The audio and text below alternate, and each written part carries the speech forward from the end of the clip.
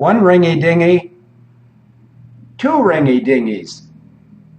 Hello, Your Highness. Hello, Your Effluence. What should we talk about today? And we're a couple minutes late, and that's my fault. It's not the computer's fault. I have a hard time wrapping up those radio show ads when good stuff is coming in from all over. But anyway, over to you for the smart angle. Well, I think the net is closing in on Hillary Clinton because today they announced that the various inspector generals had asked the Department of Justice to open a criminal investigation into her handling of classified information on her server. And there's a wonderful picture in the post, and I just lost it again, but no matter, I'm sure it'll show up again. The thing is now, I would say she's become toxic for the Democrat Party, and they know that if more evidence comes out of her criminality, which you and I and the Able Danger team has helped to uncover, and they vote for her, they're voting for basically a record of parasitical psychopathology, if that's the right word, stretching back to the time your sister had her installed in the White House in 1993. Over to you. Yeah, I'm showing off something, and it's not something that I'm bragging about, but the man who made our souvenirs for last year's Plum Plunge, his name is Scott. His last name starts with a D and has 6 letters. Last year he made us these mementos. This year, out of the kindness of his heart, he wrote this letter.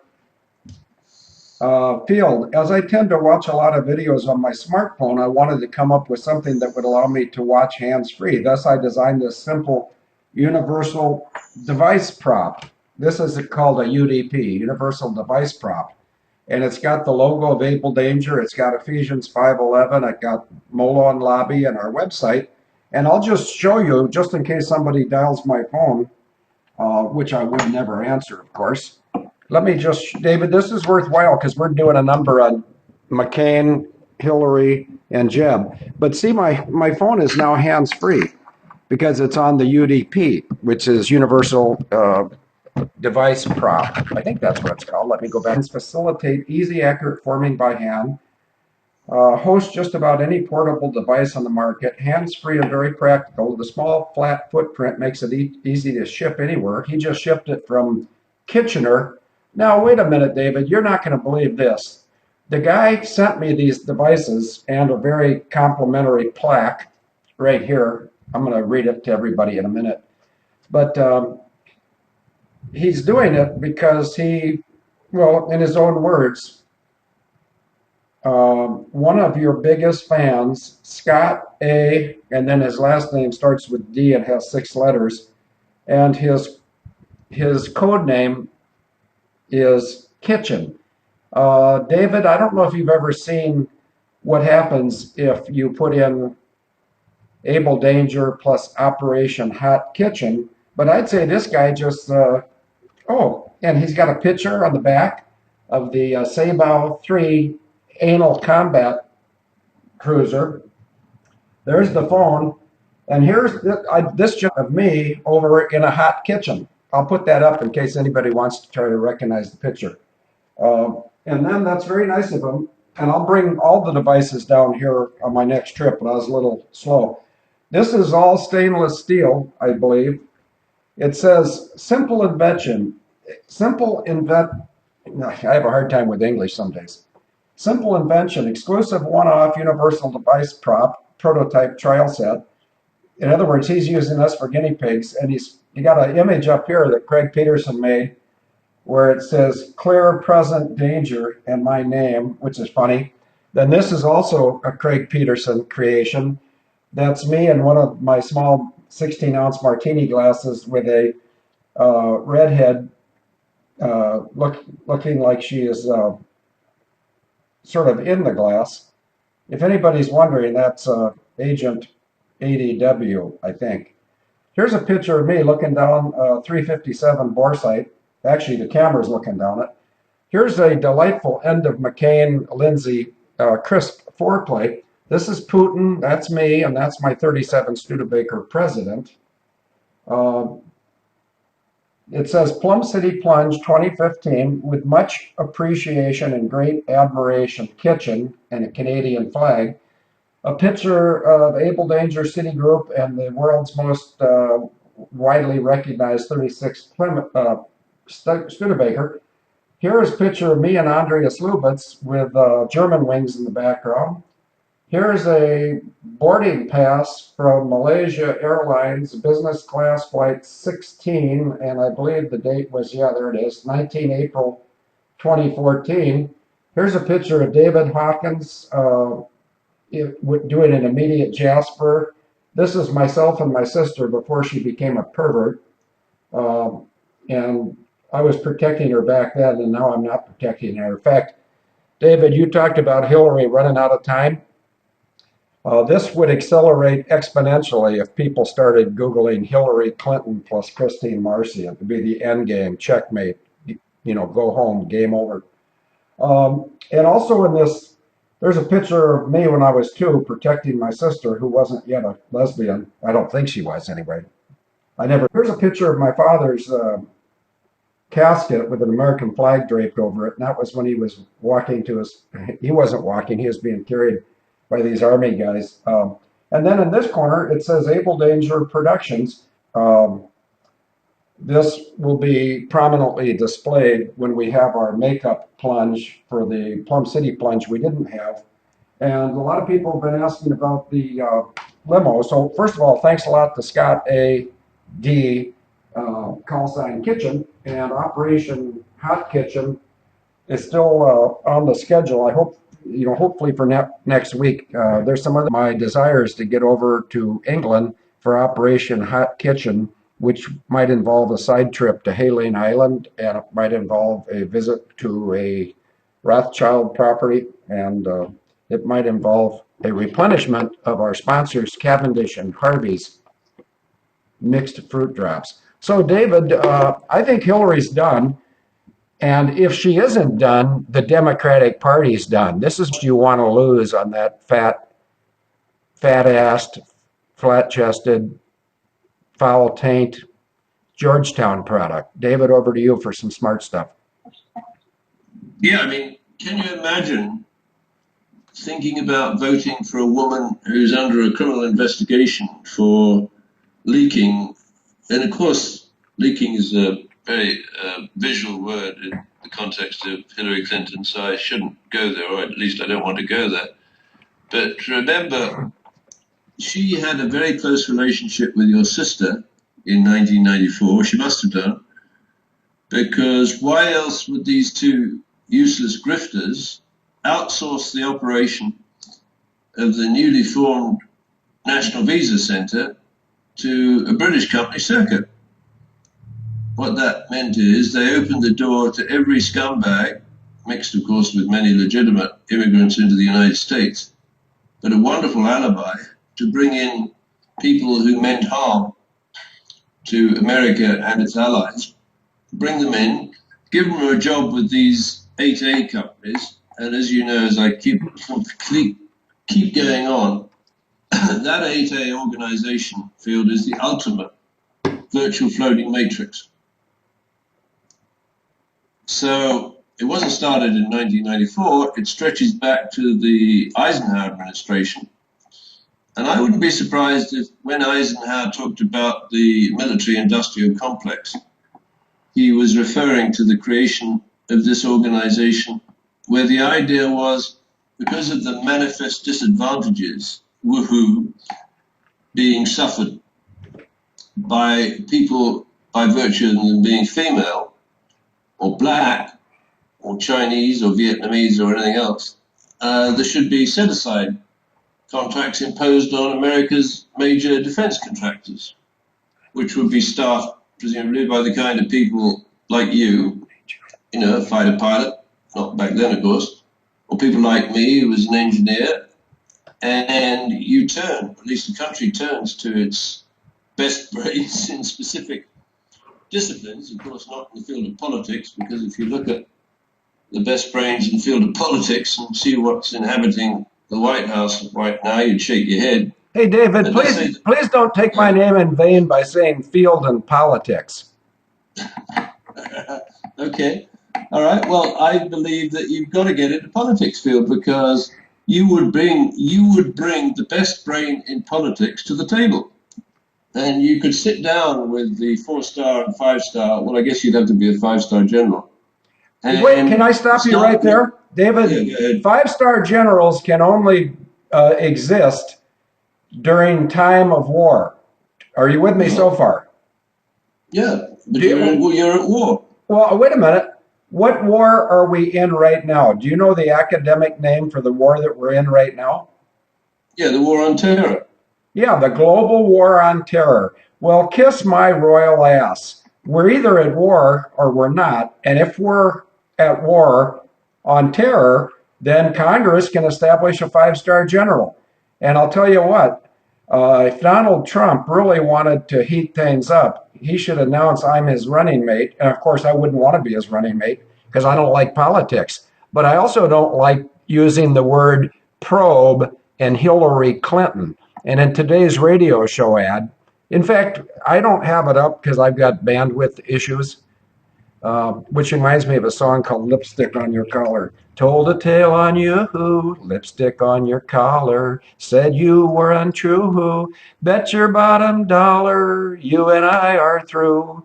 Anyway, I would say Hillary's through. I would say Jeb Bush is through.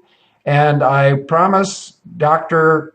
David Sabow that until he tells me to stop putting the Bush head on a plate image, and I don't think he's going to tell me to stop before September 18th.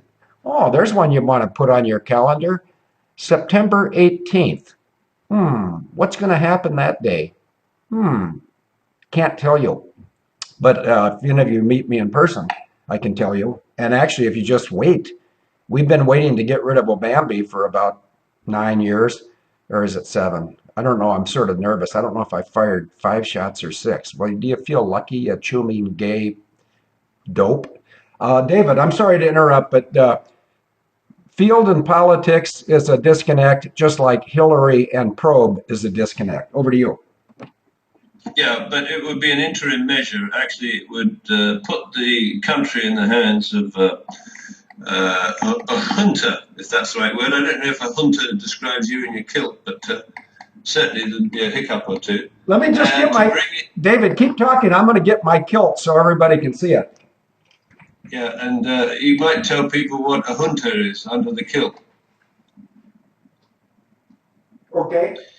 In February 1994, Hillary Clinton allegedly launched a mentored murder for hire service where Small Business Administration 8A proteges were issued with bogus travel documents from Serco's National Visa Center and formed into snuff film stealth production teams to operate remote assassination betting pools. So the war on terror is really the war on the identities illegally brought into the United States by your sister, Christine Marcy, and then formed into organizations that have the appropriate language and local knowledge. They can be deployed anywhere in the world at short notice to produce a snuff film and backhaul the images via the various networks that have been tailored so to do to the perverts in Washington, D.C. Now, why would you want to backhaul snuff film images to Washington? Well, to intimidate the people and their leaders in the targeted country. So in February of 1994, you get this organization, which is a woman-owned, of course, 8A company, of course, set up in New Rochelle, Westchester County, with the name of Base One Technologies. And if you look at what what Base One does, it designs and builds and operates honeypots around the world. So let's ignore what a honeypot is for the moment. But who or what set up Base One Technologies as an 8A company? Turns out to be the Department of State, where at that time the Secretary of State was Warren Christopher. appointed presumably to the Clinton cabinet by Hillary, because Bill is too busy doing what he does in the Oval Office with interns. I don't know if the predecessor intern of Monica was of legal age, but it Hang was on, Mary David. Clinton. David, hang on. So, I don't know how that happened, but anyway, somebody put up "Lipstick on Your Collar" by Connie Francis, and I don't think I started it, but I could have. Anyway, if that's my error, I apologize. If somebody from NSA likes our show, well, I'll take that as a compliment. David, over to you. yeah, so anyway, back in 1993, of course, Hillary had tried with your sister to organize these 8A companies into snuff film production teams and failed. And they failed because the projects were not completed in a timely manner. So, for example, there was a project to assassinate George Bush Sr. in Kuwait, and that failed. But the briefcase bomb that was used contained atomized aluminum powder.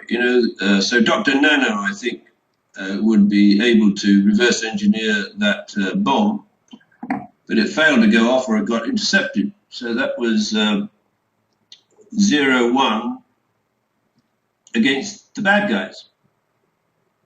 What was the other project that they tried to pull off in 1993 in a timely, underlined timely manner? Well, the Waco massacre, where I believe 72 people were killed and flamethrowers and pyrotechnics were used to fuse and destroy evidence at the crime scene.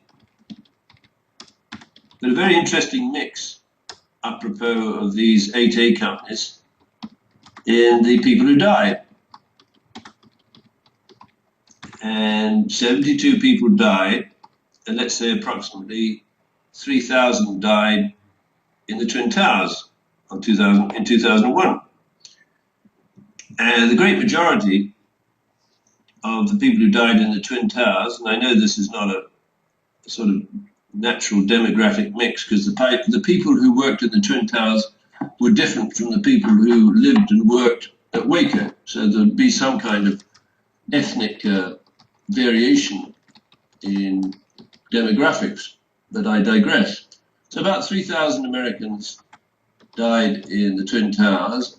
From memory, I think about there were 60 Brits, 40 Canadians, and about 20 Aussies.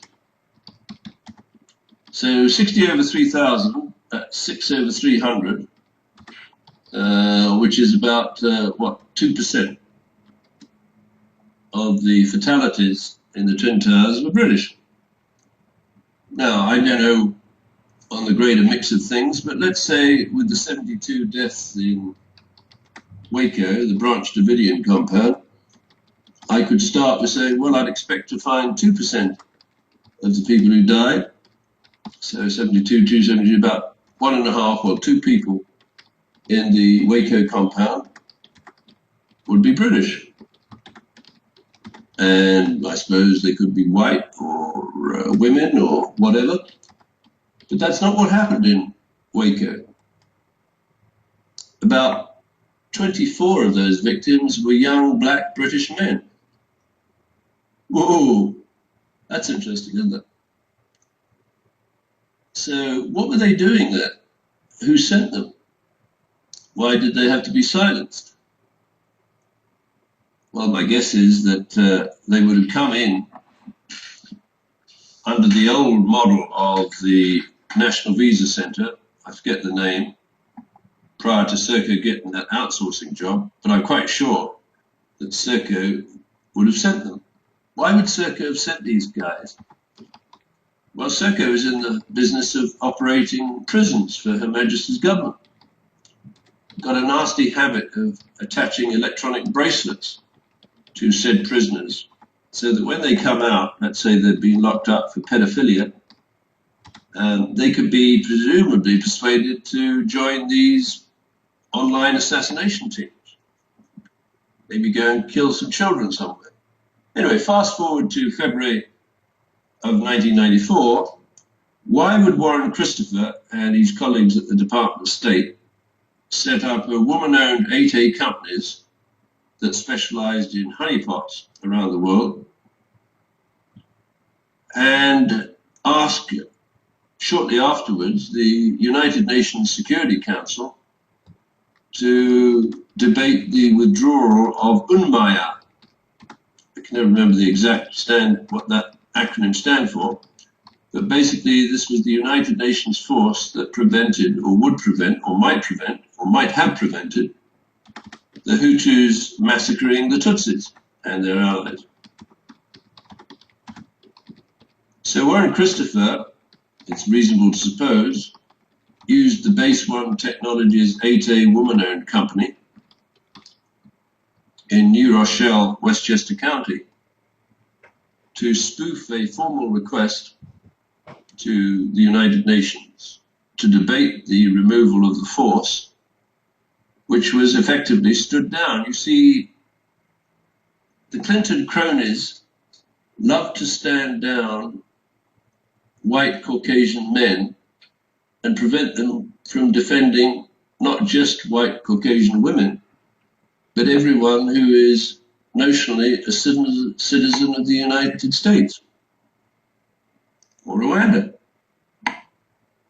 So these useless, grifting psychopaths stood down the one force that might have prevented the Rwanda genocide. In order to do that, they had to have quite good communications, because to stand down the defenders, you've got to synchronize the defense stand down with the attack that is to trigger the genocide. So the president of Rwanda, who was a Hutu, was flying back in, I don't know where he was flying to, is it Kigali or wherever, in his Falcon F-50 jet aircraft, and a missile is launched which blows it out of the sky from a nearby military base staffed with French soldiers. Good degree of synchronicity there, and the first people to arrive at the crime scene were the French soldiers who took away evidence that would otherwise have told us where they got the missile from to shoot down the F-50. So getting inside the command chain of a legitimate government and then provoking or triggering a civil war with 8A agents provocateurs could be quite lucrative, especially if you're into what is known as remote assassination betting.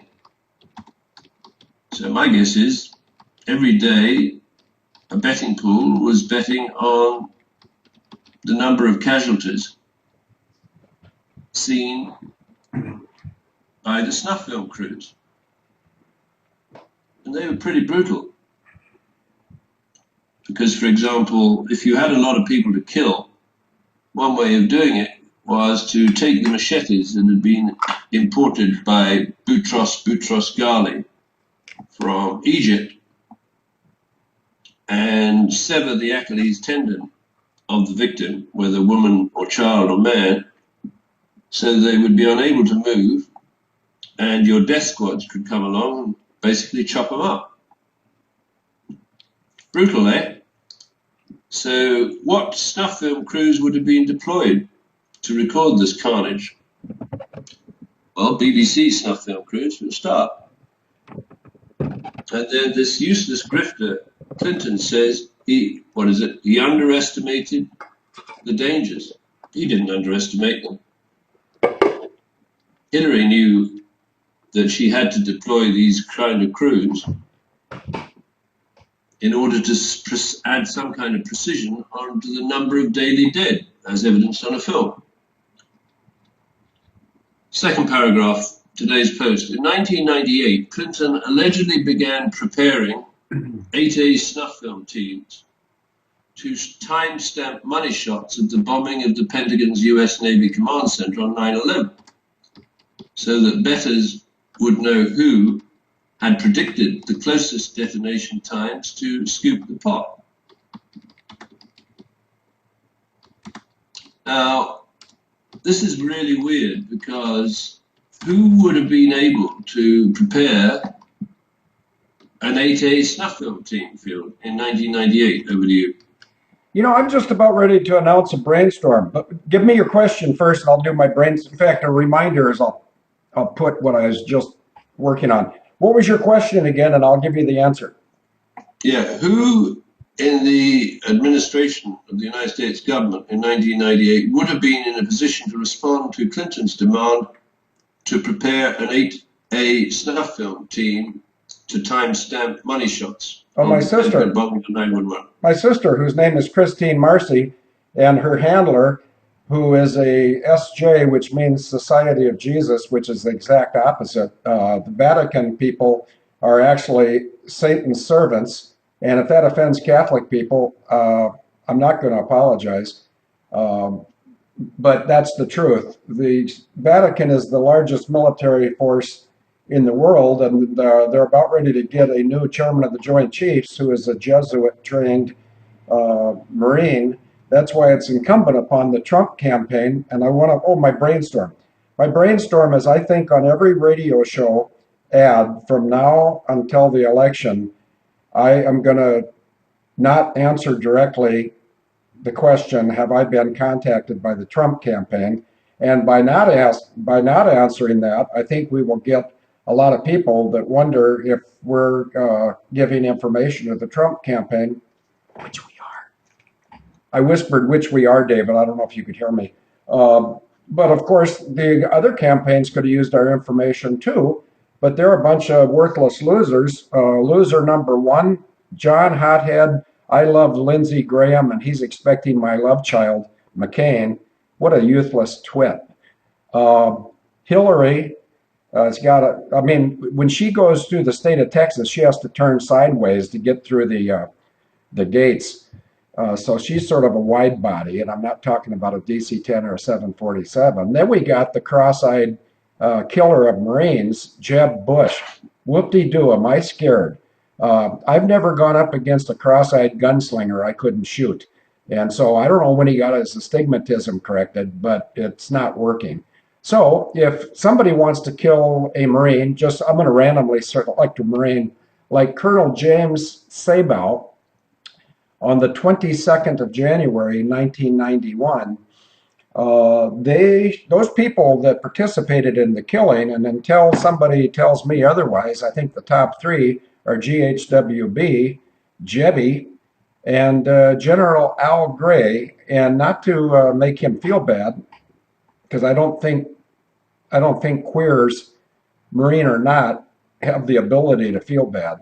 If there's any homosexual out there that differs, please have the courage to take up the issue in the chat room, and I'll apologize to you individually. I will not apologize to Al Gray. In 1991, when he signed off on the murder of Colonel James Sabow, gays and homosexuals were not allowed in the United States military. How do we know that? Well, because if everyone should write this down, and I promise to put it in the chat room so you get the name correct. Boyd, B-O-Y-D, Ed, E-D, Graves, G-R-A-V-E-S. He went to the Naval Academy. He's from Ohio. He happened to be a homosexual. He happened to be a hyphenated American of the black variety, and they murdered him. Why would they murder him? Well, because when they found out that he was a homosexual in 1977, they kicked him out of the Navy. Well, why didn't the Marine Corps kick out Al Gray when they found out he was a homosexual? Well, I guess you'd have to ask Kay Griggs' husband. Anybody know who Kay Griggs is, please put up a link in the chat room, because we might just have to have Kay Griggs talk to us sometime. So anyway, Al Gray was the homosexual who got a phone call from Colonel James Sabow on the night of January 21 of 1991, And the conversation went like this: General Gray, this is Colonel Sabo at El Toro, and we've got illicit narcotics coming in military and CIA proprietary C-130 Hercules aircraft, and I think that you should know about it. And the General Gray, who's a raging gay, said, would somebody put up the picture of the Sabao 3 hearse with the Anal Combat Award? If you can't, if nobody can find it, then skip that request and I'll put it up. But I hate to use bandwidth. Anyway, on the night of, I think it was a Monday, maybe, doesn't matter. It would be fun though for somebody to check the calendar to see what day of the week 21 January 1991 was. Because the conversation between Sabao and the gay Gray, who was the commandant of the Marine Corps, contrary to regulations, that happened in the dark morning of 22 January. Colonel James Edward Sabao, United States Marine Corps, was bludgeoned to death. And I don't know if a guy from the class of 62 at Annapolis, his name is John Joseph, or is it Joseph John? Yeah, I think it's Joseph John. He had a class standing lower than mine, but higher than McCain's. But he is in a position, and nobody in this chat room has ever heard that name before. There's Kay Griggs. Thank you, Afterburner. Hey, you know what? If that's Kay Griggs, which I think it is, she looks somewhat like Afterburner, and I met Afterburner when Doug McDime, Vanishing Point, myself, Liverish Peasant, Agent Dice, and Afterburner enjoyed a wonderful lunch in London. But anyway, I digress. Yeah, they kicked Boyd Ed Graves out of the Navy because he was homosexual. So he went and got a law degree, and then he pursued the genesis of HIV/AIDS, and he found out that the U.S. patent was written in 1971, the creation of AIDS and HIV, and it was done by the CIA in Washington D.C. And this is not my thought; this is my testimony. It's my belief that it was Boyd Ed Graves' opinion that the HIV/AIDS virus was created to target two undesirable populations of people: blacks and homosexuals. Well, you know what? You target a black homosexual like Boyd Ed Graves, and you get right on my short list. So, who is it that ordered the murder of Boyd Ed Graves? If I find out, you're in deep kimchi. David, over to you. Yeah, thanks, Field. So, what we're looking at here, moving on to the third paragraph, is on October the 6th, 2000. Clinton ordered Serco to equip 8A proteges with soon-to-be patented Navy onion router devices and synchronize online assassinations over the Navy/Marine Corps intranet, NNCI, with the US Naval Observatory master clock. And this is the telltale sign. You know, it's a guess what Sherlock Holmes would have meant when he said to Watson, "You see, Watson, but you do not observe." Because every one of these major crime scenes, I always think the one at the Pentagon is most interesting. One has to be impressed by the incredible precision or timing of the various teams that have to arrive to create a nearly perfect murder. So, for example, at the Pentagon, there had to have been people checking in at the Pentagon City Hotel, the Sheraton Pentagon City Hotel, the night before the exercise. Because remember, folks, there was an exercise called Global Guardian from September the 10th to the 12th. And the briefing document for that exercise shows Osama bin Laden on the front page. He was leading the notional red team, attack team, and the blue team, of course, was this alphabet soup of organizations that was relying on a communication system that had been breached by Hillary and Field's sister. So there was no surprise, but what was required, of course, you had to have lots of people deployed at the various exercise scenes, right, to first of all stage and structure the attack, which was to be, amongst the great majority of participants, a simulated attack, and then remove the material from the scene afterwards. So when I was a film extra up here in Vancouver, I seem to remember we had a couple of jobs. One is, I think it was called Magic on Ice. I had to jump up and down in clothing of the 1970s and cheer when we were told, like trained seals, which is not so very different from the antics in the Congress and the Capitol building.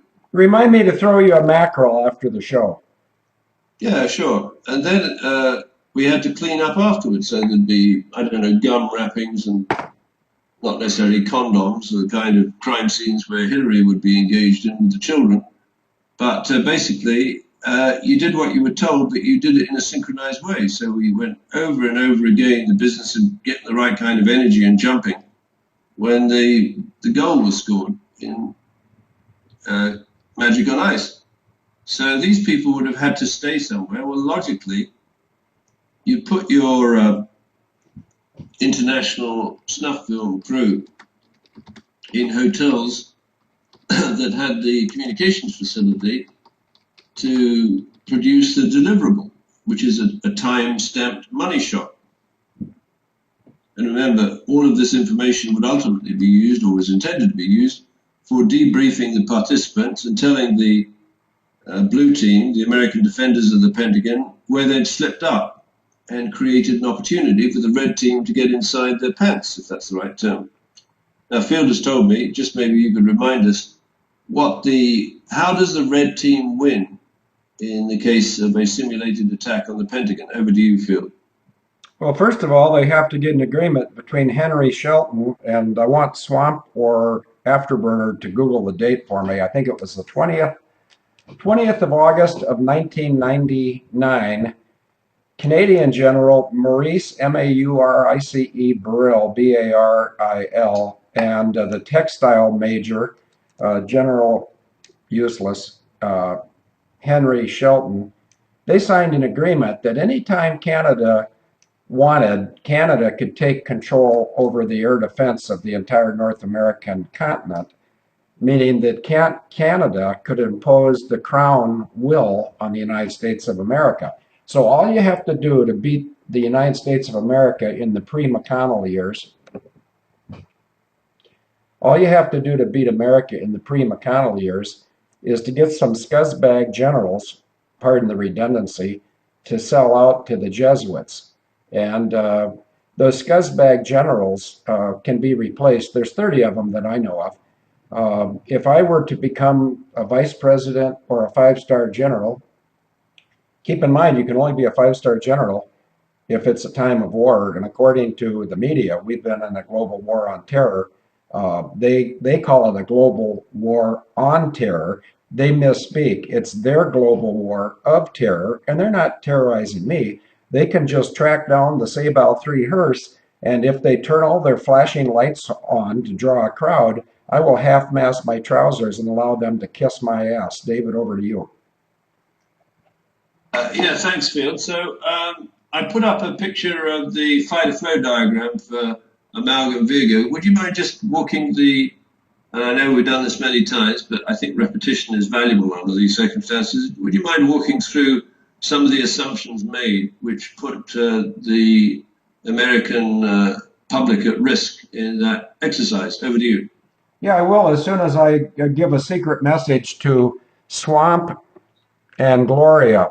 So everybody who's not Swamp and Gloria, unless you're Afterburner or Sunshine, everybody plug your ears, and then I'm going to give a secret message to Swamp and Gloria and other trustworthy agents.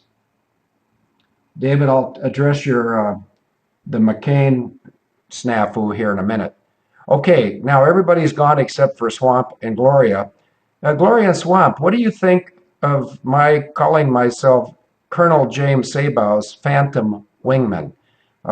If we can get that out into Google land, the September 18th event will probably gain thrust. I just love gaining thrust. If you were to put thrust and probe and chips and pastel and IOC in a search bar, surely something would come up. Stop calling me Shirley.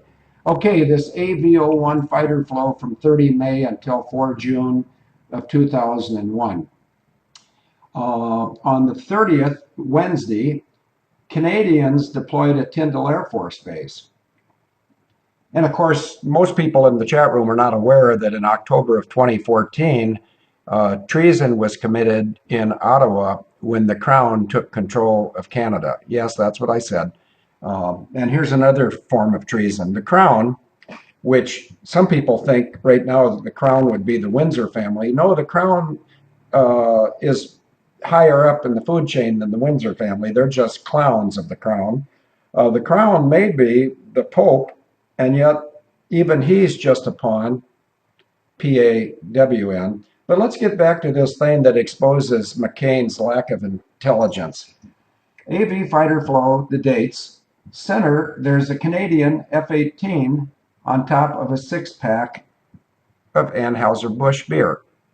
I'm not in the chat room right now, but who gave John McCain the exclusive right to sell Anheuser-Busch?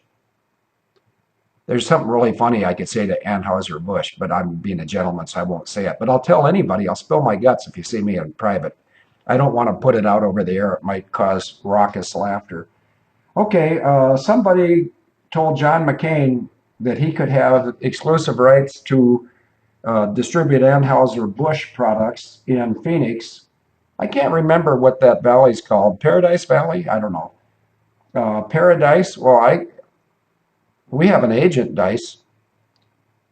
But anyway, this was McCain selling out to the Crown and betting that he and his co-conspirators could succeed in decapitating the United States of America on 9/11. Masonic people like those strange dates. Masonic people also like to hang around Waco, Texas. I believe it's the greatest concentration of Masons in the state of Texas, right there in Waco, which is why I want to get a ranch in that area so I can go down there, and in case the Masons want to come over and kiss my ass, they won't have to drive too far.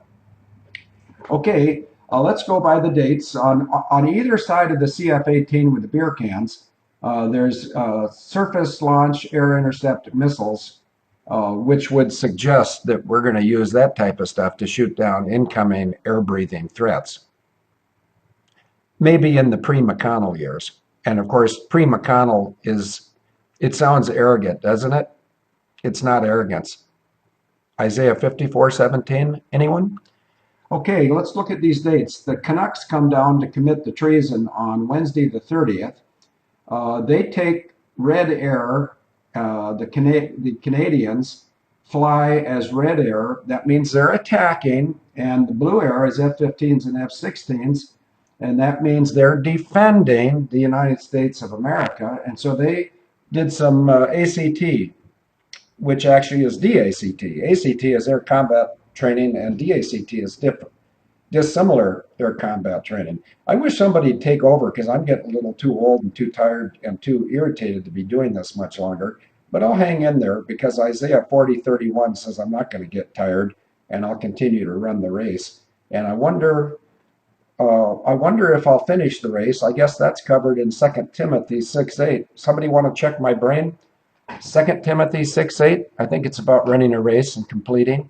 And of course, in Philippians 1:6 or 1:7, it says, being confident in this, that he who started a good work in you will continue it until a specific day, which is not September 18th. Okay, so they practice flying around on the 31st of May, Thursday, and half the day on Friday, the 1st of June. Then take a look at the Amalgam Virgo CF-18 Blue Air.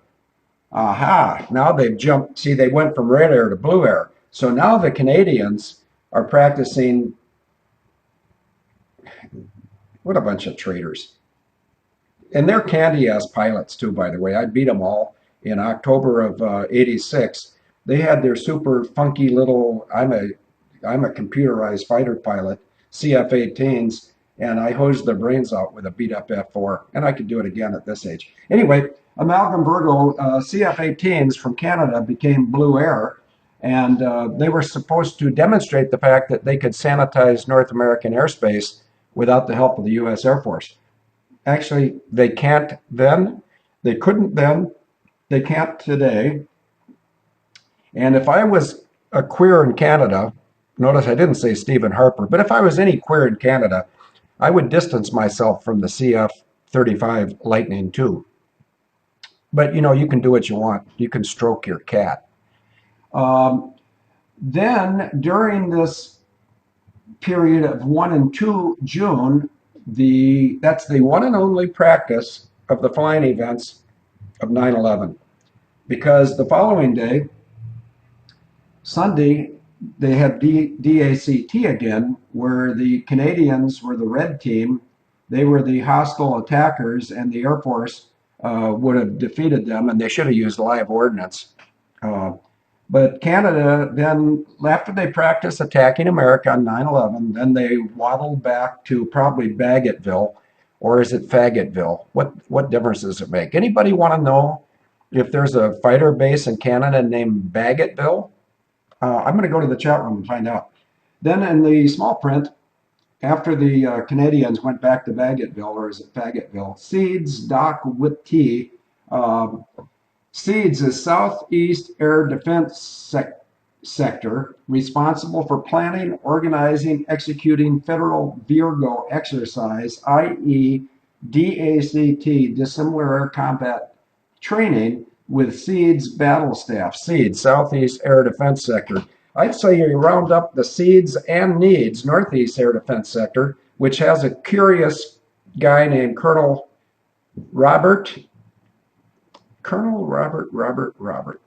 Fortunately, I can't remember that scuzzbag's name. I wonder if it's Barr. But it's easy to find the scuzzbag. No, it's Colonel Barr. Here's how you find the guy's name. The generals and the military people of Canada who committed this attack on the United States of America as ordered by the Crown, which isn't the Windsors, it's higher than that, it's the Vatican.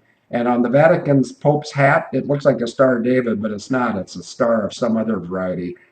But the people at SEADS and NEADS need to be, and I think it's Colonel Robert Marr, M-A-R-R. He was the commander of Northeast Air Defense Sector, which could or could not be at Griffiths Air Force Base in New York. And he's the one that imperiled the United States. This is my opinion. I could be wrong. But how many times have you seen that? He delayed the response to the attacks of 9/11. And fortunately, one of his subordinates said, screw the boss, we're launching the world. Now, I would have launched the world long before. But sometimes these people that aren't willing to grab the bull by the balls will pussyfoot around until they realize that this guy's working for the other team. So, David, was that a satisfactory explanation of the AV-01 fighter flow and how the Canadian Air Force practiced to attack America on 9/11 when they violated the 3 minutes out, knock it off call, and Captain Gerald DeCanto, USNA 7 Gordon, England, who's a traitor, by the way, who is Secretary of the Navy, just like Ashton Carter, traitor, is in charge of the U.S. military right now. Kiss my ass. That guy couldn't be a drum major at a third level college. If he was more famous, I would include him as the fourth QP. And of course, the first 3 QPs, Cameron, Harper, and Barry Spatero. David, over to you. I think David's hung himself. Thank you, Phil. Yeah, that's a good explanation. And I put up another image just for the doubters to indicate what the target was during the exercise June the 1st and 2nd of 2001. So I'll look at that and I would say, all right, you've got ANR, CANAR, WADS, and NEADS. They're all together in that nightmarishly complex schematic where authority, of course, is diffused across the network, so no one knows what to do in a very short period. And of course, in the greater scheme of things, my understanding is the United States Air Force was stood down for 30 hours. in Amalgam Virgo with the Canadians controlling airspace above the United States of America, of course, is absurd. So going back to Amalgam Virgo, you've got a simulated hijacking in Alaska. I believe that plane there is a 737. It flies down through Canada and there's a mustering operation above Abbotsford Airport, where I believe there is an office for ALPA and the equivalent, the UK equivalent for pilots, but I digress. And my guess is, Field, that that's where the decoy drone and on-scene commander assembly or cortege was put together. Then it goes south. And remember, this is the exercise. And it flies towards the Capitol building. I mean, the Capitol building's there in the picture. And sitting above it is the words hijack scenario. Above that is a box that says white force augmentation. What do you think that means, Field? Over to you. I don't know. Did you post it? Is this something I can look at? Did you post Yeah, something? the post. Let me put the post back in the chat room. No, oops, hang on. Right, I just got to grab that. Copy. Bing bang. Thank you, ma'am. All right, there it is in the chat room. Can you see that?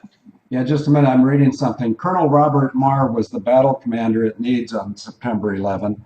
The German author Paul Schreier suspects him to sabotage air defense. Yep, he sure did. On the other hand, somebody else took the other thing. But I think most people here in the chat room are willing to give me a little bit credit for knowing what's going on. The reason he's suspect is he left the Air Force at 18 years. And nobody leaves the Air Force, the Marine Corps, the Navy, or the Army at 18 years because you're guaranteed to get a retirement. You're in the sanctuary. Well, he went up to Canada. Then he came back to the United States and he got in the Air National Guard. Okay, so he effectively was Canada's plant at Needs, and he also was in charge. Sort of like we got the Vatican Crown plant, Barry Swatero, currently filthing up the half White House. These guys are going to run out of steam here. All it's going to take is one thing, and maybe General Dunford can be used. I mean, he's not going to help us, but we might be able to use him because when the media or when Trump, and I think Swamp gave me Trump's website, if anybody knows how to communicate with Trump, we start feeding stuff to Trump and things will, whether you like Trump or not. I don't like any politician, but I can use them. It's like there's people within our own circle of friends at Able Danger that may be working for the other team. I don't care. Unless they know I know they're working for the other team, I can use them. How can I use bad people? Real easy. I just tell them the same thing I tell good people. The good people are encouraged. Somebody wants to read about encouragement. It's in maybe I can't remember what it's in, but I think it's 2 Thessalonians 4:18 and 2 Thessalonians 5:11. So I encourage good people and I scare the crap out of bad people. In fact, I think there's an image today of Hillary Clinton and Bill, and the conversation in that image, if somebody can find it, was baby poop. I think Bill's saying, do you ever notice how a baby smiles or makes a strange face when they're filling their diaper? Well, I think Hillary Clinton is effectively filling her diaper, and we're exposing that. But if this stuff will go a lot faster after the 18th of September, if somebody that's running for office picks up on the relationship between Hillary Clinton and Christine Marcy, my former sister. You identify that relationship, and the whole thing goes down like a prom dress on a heterosexual, age 18 or higher. Lovely. David, did you ask me a question? Because I can't remember. I can't remember either, Phil. So we'll move on, okay? Okay, go ahead. You got it. Okay, Phil McConnell is standing by to brief Marine Corps General Joseph Dunford. Incidentally, I believe when little Barry wrapped his head around the word corps, he pronounced it corpse. Is that correct, Phil? Over to you. Yep, and it would be my great pleasure to, you're going to love this. Gloria, Sunshine, Well, all the dangerettes, please sit down, take a deep breath. Do you know that in the middle of a hearse, in the the the second row door, there's only two rows in a hearse, and there's actually not a row of seats, but they modify four-door cars into a hearse, so the back two doors open. David, in fact, if somebody could get an image of this, in the middle of a hearse, typically there is the name of the funeral home evident in that window, and there's a rack with two thumb screws that hold the sign there. David, do you have any idea where I'm going with this? Yes or no? Yes. Yes? Where do you Yes. where do you think I'm going to put in the middle window of that hearse? Courtesy of Marine Corps. No, no, no. I'm going to put Barry Swatero, Punahou 79, because only Barry Swatero, Punahou 79, could be offended. And until my sister's creation, Barack Obama, admits he's Barry Swatero, that hearse will be, well, let's just say that the hearse is going to be at a nationally prominent trial. It will be there the 17th, 18th, and 19th of September. But when the Hollywood filmmakers just catch a glimpse, and because I like music, I can tell you exactly where the term catch a glimpse comes from in musical history. It's Beach Boys, Kokomo. Now, isn't it interesting? The Beach Boys had three brothers, and the oldest one survives the other two. The Bee Gees had three members of their group, and the older one survives the other two. And there's one more example of that that is fleeting right out of my brain. I can't remember the third one, but I'm going to go to, in fact, if either Gloria, Swamper Mama, Agent 99, or Sunshine reminds me, I will order they're going to be bigger than a license plate, but it'll be matching the Sabal 3 license plates. And I'm going to have them made with the same color. And it's going to say Barry Swatero, Punahou 79, as if the hearse is for Barry Swatero, Punahou 79. And don't ask for who the bet. No one should be asking for whom the hearse rolls. The hearse rolls for the three people that signed off on the murder of James E. Sabal, Colonel, United States Marine Corps. Maybe some people should have been brighter and realized if Colonel Sabal and I were in the same recruiting magazine back in 1974, maybe I was his phantom wingman. We'll have to ask Glow and Swamp what they think about the phantom wingman shtick. David, over to you. Yeah, and you might have been the wingman for the late Colin McMillan, because I believe he was a Marine Field, and he was the nominee Secretary of the Navy after Gordon England. And I think it looks like he was Arkansided. And presumably he discovered, after getting into the position of nominee, that the Navy Marine Corps intranet had been compromised by Hillary Clinton and your sister, where they would have embedded 8A companies to backdoor operations by the Navy and the Marines to kill the people that would ordinarily be protected by the Navy and the Marines, and presumably a significant number of Navy and Marine personnel as well. Anyway, field economist standing by to brief Marine Corps General Joseph Dunford before requesting from Congress an authority by way of letters of marque and reprisal to confiscate any onion router devices used by Serco 8A associates. Now, I think this is a very nice technique, Field, where you're standing by to brief the man, because evidently he's standing by to be briefed. So someone has to break the logjam. Either he comes to you or you go to him. But the point is, standing by and doing nothing for him, would appear not to be an option anymore. Remember, he's the nominee to be the next chairman of the Joint Chiefs.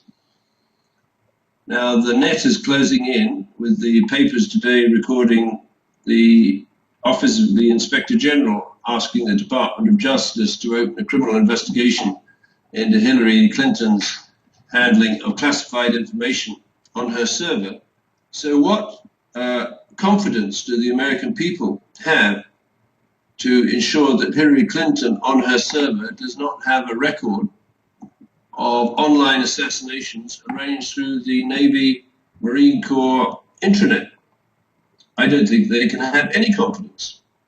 I think I taught you what spoliation of evidence was, didn't I, Phil? Over to you. Yes, I believe off the top of my head, that was on the 8th of August of 2007 when you were drinking mineral water and I was having a CSM with two stuffed queens, and we were discussing leverage, arbitrage, spoliation of evidence, and Hillary's foul taint. Now, before somebody gets offended at my language, actually, I want to apologize to every lady that may hear this show. And I also want to apologize to every Christian who may hear this show that doesn't fully understand good versus evil. Sometimes I use some interesting verbiage, but watch how quickly Swamp Rat or Afterburner puts up Isaiah 55:11. David, I'll read it once it pops up. And I'm going to go out on a limb now and expose my ignorance, although I could open it up and read this version. I don't know what version that book is, but Isaiah 55:11 says, in effect, "And so it is with the words of my mouth. They do not depart from me and return void without accomplishing the purpose for which I sent them." So I'm going to defer to Swamper Mama, Glow, Pat, Sunshine, and Afterburner, and any other danger rep that wants to email me.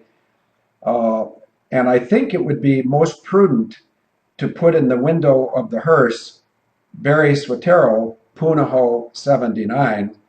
But if other people think it would be more effective to put Barack Obama, I've got the nads to do that. And anyway, let's see. So it is with the word Swamper, thank you. So is my word that goes out from my mouth. It will not return to me empty, but will accomplish what I desire and achieve the purpose for which I sent it. Thank you very much. And David, have you heard me say twice already that I'm James Sabow's Phantom Wingman? Yes. You may have gotten James Sabow, but you're going to pay for it. And those words just left my mouth, and they will not come back to me void. Compare the date, September 18th of 2015. Does that fall before or after the 22-25 September kill zone? Well, I don't know. I'm a stressful guy. I mean, I might have shot 5 rounds or I might have shot 6, but do you feel lucky, punk? David, over to you.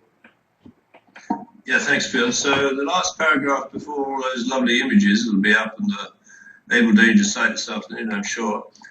General Dunford should have his MCIA, that's the Marine Corps Intelligence Activity, which I suppose was mortared by Clinton and Obama, hence the concept of Marine Corps Intelligence Activity. Check out the use of Hillary Clinton's home server. She bought the home in 1998, and I think we have substantial evidence that she would have had installed in the basement of our home or our washroom or wherever she hangs her hat or her leak, an onion router server. Who could deploy an onion router server to her home? Well, Base One Technologies could. After all, they specialize in setting up honeypots around the world. And a honeypot, to work efficiently, has to isolate the honeypot from the organization of computers where the black hats coming into the honeypot might otherwise attack. So it's like a decoy. So what she could have designed, and I believe did design on a onion router server in her home with advice from people infinitely smarter than her was a honeypot that could be set up, I don't know, East African embassies, Aden Harbour, where bad guys and good guys could be tempted in, isolated from the State Department server in Washington, and Hillary and her cronies could look at the black hats and the white hats and see who they wanted to kill. And because she's a psychopath, she has no loyalty to the United States of America, apart from being a very stupid woman. So she might very well select the white hats to prevent them from standing up when there's an imminent threat to the citizens of the United States of America and the assets of the government of the United States of America. Bought or leased by Field McConnell's sister, Christine Marcy. So that sentence should read, check the use of Hillary Clinton's home server and check the Con Air aircraft bought or leased by Field McConnell's sister, Christine Marcy. Now, why do you think General Dunford, because this resonated to me through your mound, why do you think it might be an idea for General Dunford to check out the aircraft, Con Air aircraft bought or leased by your sister, Field? Over to you. Well, for the same reason, they should check out why the Air National Guard let Colonel Robert Marr come back in after he was a contractor with Phoenix Air, where he was flying Learjets. The Learjets were targets, and I used to go after these in F-4s and F-16s. And what they did was so that we didn't have to waste expensive fuel hog aircraft like F-4s, F-16s, F-15s, to be airborne targets to test air defense responses, they would use these Learjets. But the Learjets, even though it's more efficient, it opens the door to private contractors practicing how to penetrate the air defense of the United States of America. And that's exactly what Colonel Robert Marr's history was after he left the Air Force after 18 years. He went to Phoenix Air. He practiced infiltrating the air defenses of the United States of America. And then he came back, and it was like he was reborn. This time, instead of being in the active Air Force, he was in the New York Air National Guards, where he became the commander of needs, and he participated in delaying the air defense response on 9/11. And if Colonel Robert Marr objects to that characterization, well, he can come over to 401 Main Street and kiss my ass. David, over to you. Turn your mic on. Yes, thanks, Phil. So General Dunford should also check the Defense Red Switch Network or the Navy/Marine Corps intranet used by foreign-born members of the Obama cabinet. Well, we know that Maria Contreras Sweet is a foreign-born member of the Obama cabinet, and she is the current administrator of the Small Business Administration, with custody, de facto custody, of a $70 billion loan portfolio and its associated guarantee programs that allows 8A companies to, within 60 minutes, mobilize or deploy a snuff film crew, because they can call up the Small Business Administration and the foreign-born administrator directly if they're in a hurry. Let's say they want to launch an attack on the roof of the CIA annex in Benghazi and say, hey, I think it's going to take us about $5 million to pay off all the scumbags in order to bring precise mortar fire onto the roof and whack the former SEALs that are trying to defend various parties and assets of the United States government. I'm sure they don't speak like that, but they may very well speak in, I don't know, Spanish or Arabic or whatever. So the dilemma that historically has been faced by the Small Business Administration is how quickly can they put a loan guarantee in place, given that the people wanting to borrow that money from these disgusting banks like HSBC know that they're not going to be able to borrow the money because the banks will redline them, albeit that's been forbidden by Bill Clinton. So what Christine Marcy, who in January of 2001 was trying to do, was to be able to get the loan guarantees in place within, would you believe, 60 minutes. Because she would have known that when a plane took off, she had probably less than 60 minutes to have that plane hijacked and flown into a target of the type we saw on 911. So she was able to announce, apparently, in that press release, well, we've been able to secure a computer system that will provide the guarantee in under 60 minutes. And I believe the only computer system that would have been able to guarantee a loan against essentially military targets or targets defended by the military is the Navy Marine Corps intranet. So now, very interestingly, we come back to the link, I suggest, Phil, between Hillary Clinton and your sister Christine Marcy and the attack on the USS Cole in Aden Harbor. Because on the 6th of October 2000, Hillary Clinton outsourced the operation of the Navy Marine Corps intranet to a private company. An unbelievably stupid or malicious concept that the very heart, this is the largest internal network in the world, field, in a sense, outside the internet itself.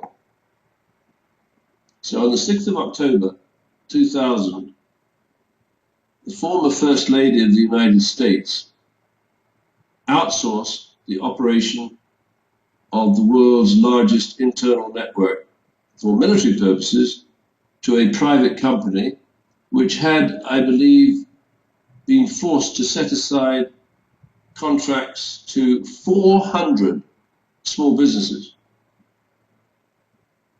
An act of appalling stupidity or treason.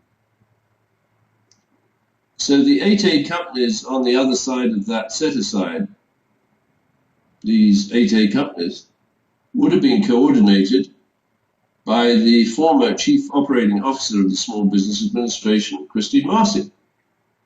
So Christine Marcy and Hillary Clinton would have put together a large internal, or the largest internal network, hooked through to all of the assets and line commanders of the United States Navy and the Marine Corps. The line commander of the Marine Corps would have been then Marine Corps Commandant General James Jones, who's a traitor. Not because he was educated at the American school in Paris and is a fluent Francophone, but because prior to the attack on the USS Cole, he was already organizing French-American Foundation Defense Symposium in Washington, bringing over top military officials from the French government and sitting down in offices of law firms with top military officials of the American government to discuss joint strategies or joint operations, but without the knowledge and consent, I would guess, of the American people or Congress, because this would have been seen as treason. So this is the 6th of October 2000. Hillary Clinton and your sister Christine Marcy assemble an 8A snuff film crew. What do you think their target was, Field? Over to you. I was busy doing emails. Okay, what was the date? And I'll tell you what the target was. October the 6th, 2000. October the 6th of 2000? Yep. Does it have anything to do with coal Correct. and Aden? Correct. And does anybody know what the Carmelites are? I didn't think so. Asking me or anybody? No, you're nobody, so no, I think somebody in this chat room will know who the Carmelites are. But no, I'm not asking you, David. I don't believe you know that, but you may. But it doesn't matter. What does matter is September 18th in this year of 2015, September 18th will be about 4 to 7 days ahead of the 22-25 September kill zone, where I've gone out and suggested, not because I made it up, but because I've heard it, I've suggested that 3 globally recognized names may fade from view by the 25th of September. So we'll just have to bide our time and see what happens. On an unrelated note, I'm hoping to get over to England for Operation Hot Kitchen Part Dux, DEUX, which I think means two, um, because I really, it's nice to get away from this stuff, but that doesn't mean that I wouldn't be doing a show from there because I've done shows from England numerous times before.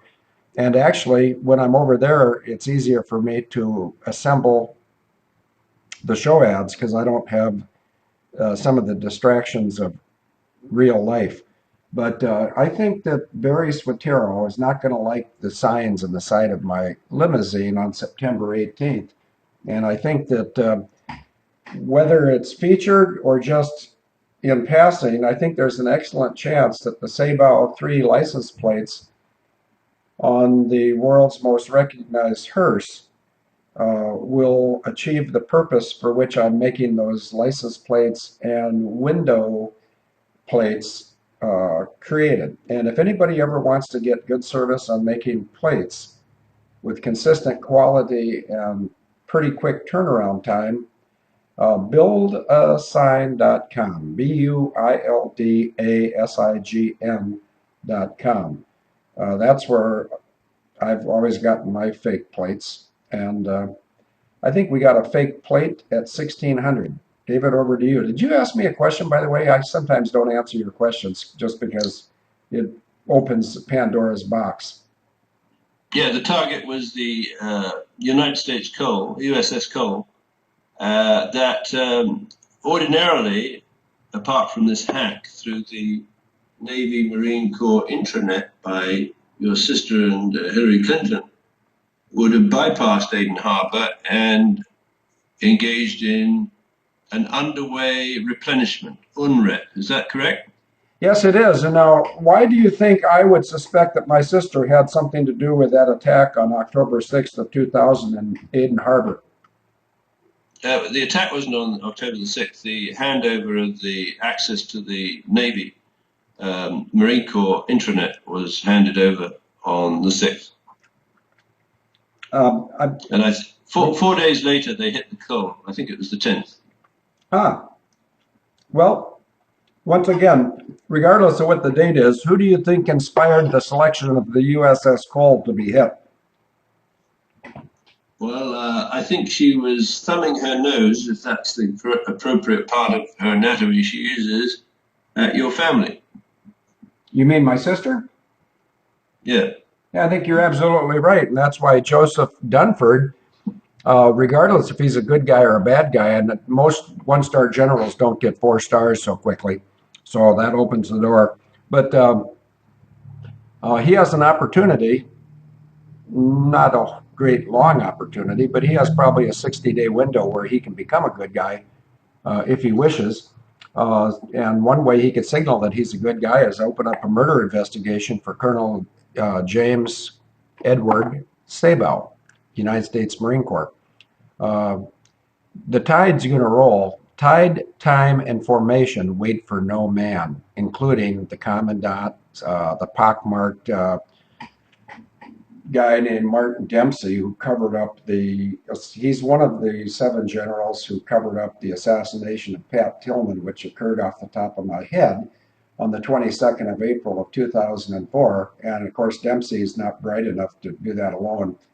He conspired with Abazad, Cole, himself, Petraeus, McChrystal, Kinzinger, and Pharisee. And Pharisee's first name is Gina, and she works at the VA. So if all the ladies would promise not to be offended, I frequently call her Vagina Pharisee. And My ability with the English language is not for any reason other than the power that I serve gave me this ability. And I don't think anybody would like to see you and I in the same courtroom, David, if it was a court where common law was practiced and loyalty to the Constitution of the United States and or Canada uh, were in effect, which of course rules out every courthouse in the United States of America. David, over to you. Yeah, but we do have the court of public opinion, which is more powerful than any of these courts. Now, I've got an image there in the chat room field of little Barry on the end of a telephone line, and down the system on his desk is, I think they call it an IST2, which is the phone associated with the National Command Authority. Now, that phone, or that phone system, I think it was well before the internet came onto the scene, but it would have been nominally staffed and operated by people loyal to the United States who signed an oath of whatever. The big problem is because these traitors are handing off the operation of these strategic assets to British companies like Serco. Serco is probably on the other end of the phone or listening to the phone conversation between little Barry and one of his commanders, maybe the chairman of the Joint Chiefs of Staff. I guess that's Martin Dempsey, the Irish American. Anyway, that photograph, I believe, dates to 2009.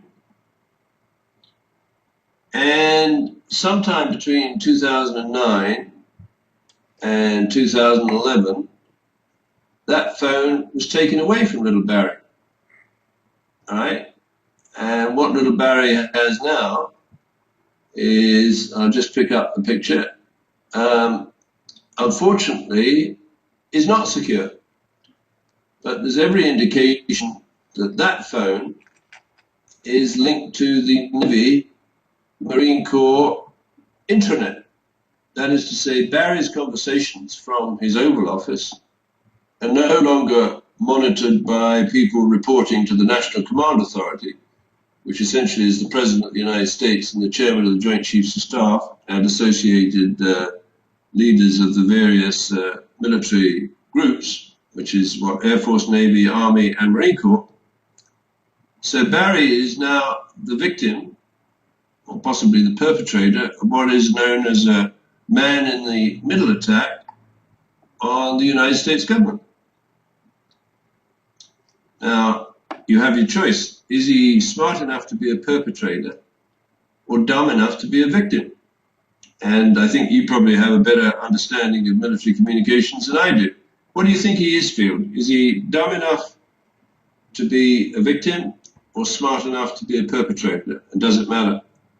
It doesn't really matter, but are you talking about Martin Dempsey? No, Obama. Pardon me? Who?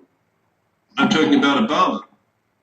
Oh, well, he's just like Dempsey, but these guys they're not very sharp. Uh, and they're certainly very, very unwise. And they're going to get what they have coming. Whether you're talking about the sellout, the 30 flag officers who were sold out to the Jesuits and the Crown, or Barry Soetoro. You know, the sun rises and sets on all of us, and it's not because of men. And these people who are servants of Satan are going to have their asses handed to them. And I think, I'm going to look it up right now, but I think they need to take a look at, off the top of my head, Hebrews 10:36 to 38. David, take over while I look that up and make sure I got it right. So what I'm doing now is I'm going to put in an image of what was substituted for Barry's IST2 phone, which would have been plugged in, Serco's permission granted, of course, into the National Command Authority that would have allowed the President of the United States to flash override communications let's say, during the period when the former Navy SEALs were under attack on the roof of the CIA annex in Benghazi, under attack by precision mortars. And I believe KP was a mortar operator or a spotter for a mortar team while in the Rangers. So I had a bit of discussion about that. But apparently the mortar fire that was rained on the two former SEALs was very precise. To be precise, it has to be operated through companies that have access to what is known as digital fires technology. So it's of interest to, I believe, or it should be of interest to Colonel Dunford, that the Marine combat training has been outsourced to the British company Circuit under a contract labeled Digital Fires, meaning the Marines and his command are subject to a man-in-the-middle attack by a corrupt British organization, which was probably responsible for the precise fire attack on the CIA annex. But I digress. So little Barry has been persuaded, presumably by his foreign-born, what do they call it, Gauleiter, Valerie Jarrett in the White House, to substitute for the red switch phone, which has served the chain of command for decades, an Alcatel phone. And who are the kind of people that use the Alcatel phone on Obambi's desk? Well, sure, he's a charming little boy, but does America really want its security to be handled by a kid? It's kind of scary, because if America allows its security to be handled by a kid in the Oval Office, America is going to be punished time and time and time again. Well, it's 12:41, Phil, so what should we do now? What about quitting? Should we do that? Yeah, I got to run over to the Minneapolis airport to pick up the car I left there Tuesday night, or was it Monday night? Let me think about this. No, it was Tuesday morning. I parked a car in long-term parking at the Minneapolis airport. I flew to Atlanta, got picked up by a private car and driven up to Canton, Georgia. And then I drove the hearse from Canton, Georgia, and I'm not making this up. I tried to stop in Canton. Thanks for the red button, Mensa. When you give me the protocol, I'll honor it. I tried to stop for the night in Canton, Missouri,